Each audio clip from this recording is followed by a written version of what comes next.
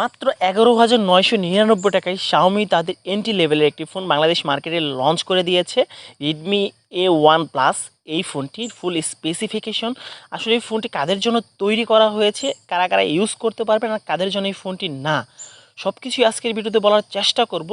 এই ফোনটি আরও 7 দিন আমরা ইউজ করব, এরপরে আমাদের এই চ্যানেলে ফুল রিভিউ আসবে। আশা করি সেই রিভিউটা দেখবেন। সেই রিভিউটা দেখলে আপনারা বুঝতে পারবেন এই ফোনটি আসলেই কাদের জন্য তৈরি করা হচ্ছে। তো চলুন দেরি না করে মেন ভিডিওতে চলে যাওয়া যাক।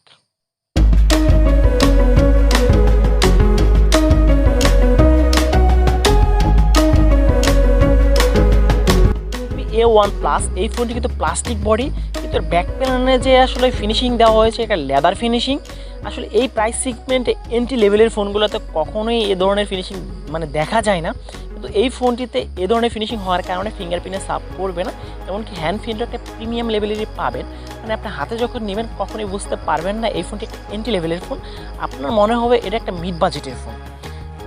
এই ফোনটি কিন্তু আসলে বেসিক্যালি তৈরি করা হয়েছে যারা আসলে বাটন ফোন থেকে অ্যান্ড্রয়েড ফোনে সুইচ করবেন তাদের জন্যই, যারা আসলে একদম ফার্স্ট টাইম অ্যান্ড্রয়েড ফোনে সুইচ করবেন তাদের জন্য এই ফোনটা। এই ফোনটা দিয়ে আপনার নর্মালি আসলে মোডে ফ্রি ফায়ার খেলতে পারবেন, মানে নর্মালি যে আসলে যেই গেমগুলো আছে এই গেমগুলো আপনি খেলতে পারবেন। এছাড়াও ব্যাকগ্রাউন্ডে একসাথে 3 থেকে 4টি অ্যাপস রান করতে পারবেন।